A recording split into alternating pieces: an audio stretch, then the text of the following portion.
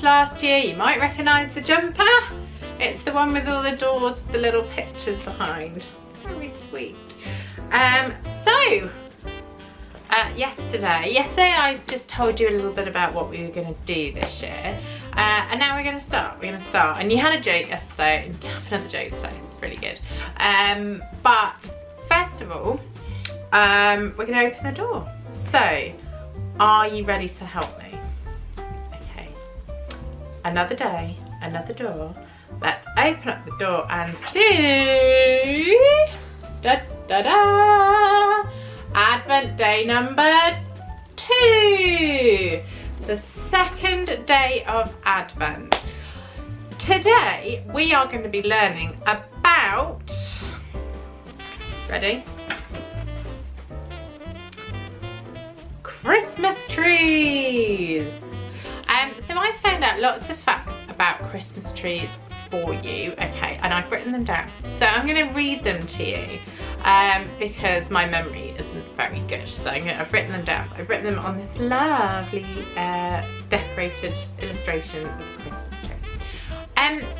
tree. I said yesterday, isn't it? It's a bit of a strange thing, you know. Why do we go outside, get a tree, drag it? It's normally too big, isn't it? It's normally a bit big for the door.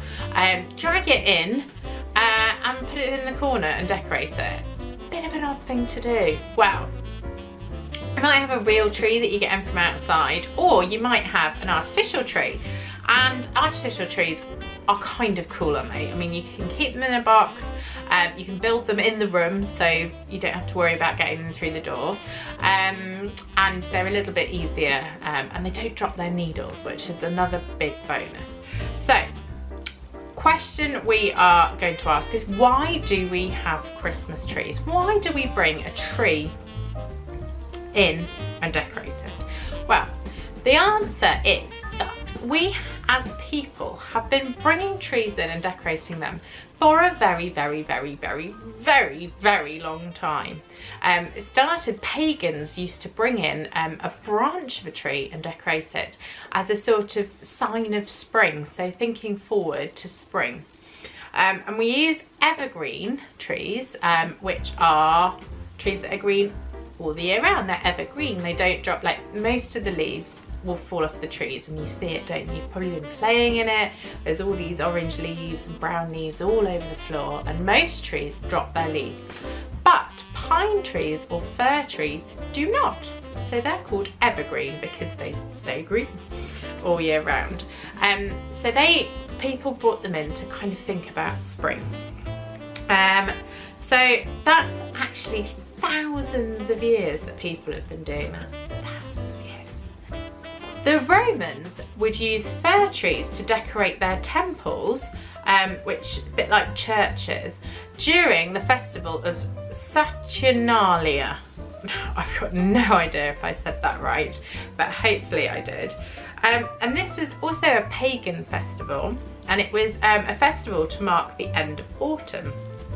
They say, right, autumn's finished, winter's here, and they decorated. And lots of people believe that that festival was appropriated or hijacked by the Christians to be Christmas. So they sort of stole a festival from someone else to make it into Christmas, and to celebrate the birth of Jesus. So that was another reason why we had trees in. So maybe, possibly, we nicked the idea from previous people. Ooh. So nobody's quite sure when fir trees were first brought in, and I suppose it's very difficult, isn't it, if people didn't keep records. I mean, now we've got videos, we've got photographs, we've got books that people write, everything, newspapers, it's all recorded, isn't it, what we do every day. But it wasn't always like that, and so if nobody wrote it down or painted a picture of it, you can't really know when it happened. So nobody quite knows exactly when it started. But they probably think that it began in Northern Europe about 1,000 years ago. Wow, that's a long time. 1,000 years. this fact I found really, really interesting, and it says that many early Christmas trees seem to have been hung upside down from the ceiling using hooks. Imagine hanging your Christmas tree from the ceiling upside down. How would the star stay on? They can't have put a star on it because the star would have just dropped off, wouldn't it? So yeah, so we put our Christmas trees the right way up, but originally people used to hang them from the ceiling. Now, if somebody couldn't afford a tree, they would make a pyramid of wood, so they'd make a triangle of wood, and they would decorate that, and they'd decorate it with paper, apples and candles. Now, to me, decorating a piece of wood with a candle and a piece of paper doesn't seem like the most sensible idea, does it? I wonder if they had a lot of fires. People actually used to put candles on their Christmas trees. And that's why we have lights now, don't we? But before electricity, they wouldn't have had lights. They put candles on to light them up. And when I was a little girl, my granny used to put candles on our tree, and we'd have them on a clothes peg with a candle on, and we'd clip it to the boughs of the tree and then light the candles. And I can see why we don't do it anymore, because it's a bit dangerous, isn't it, having candles hanging on a tree in your house? Not very safe, I don't think. So we have now lights that you plug in, and they look lovely, don't they? They look really nice and twinkly. And we also have fake candles, don't we, like LED ones, which is much more safe than having a real candle, because it could just fall off, it could set fire to the tree, could set fire to the decorations, because we always used to have paper chains on there as well.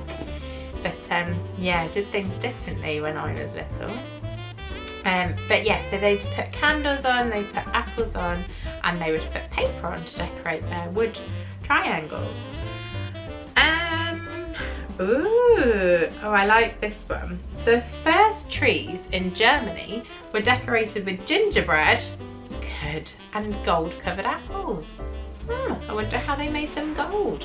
So they would put edible gingerbread on their trees.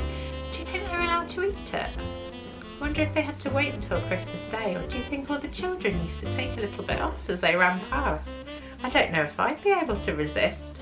I think every time I went past the tree, I'd have to take a little bit off. So, this is a good one. One of the most famous trees is the massive tree in Trafalgar Square in London, and it really is enormous. And every year it is given to us by Norway, and it's a little sort of thank you present for helping in World War II. And they give us a huge Christmas tree to put in Trafalgar Square. So there you go, facts about Christmas trees. Now, I'm wondering, do you have your tree up yet? If you do, you can send me a picture. Send me you can get your grown-up to send me a picture on Facebook, or there's loads of ways you can send it to me. I'll put everything in the little box below. I'd really love to see them. I'd love to see your Christmas trees, and if I get a chance, I'll show them on a video later on in the calendar. Maybe your tree will be on my video. So there we go. So that's day 2 of our video advent calendar. Christmas trees today. I can't wait to see what we're going to find out tomorrow on day 3. Right, my lovelies. Oh, before I forget, time for your Christmas joke. Christmas joke time! What do you get if you cross an apple with a Christmas tree? A pineapple! Ta-da! Did you like that one? I thought that one was really funny. So that is your Christmas joke of the day. We've learned something. Now there's just time to say goodbye. So I'm going to say goodbye for now, and I will see you tomorrow for more Advent fun. Bye, my loves!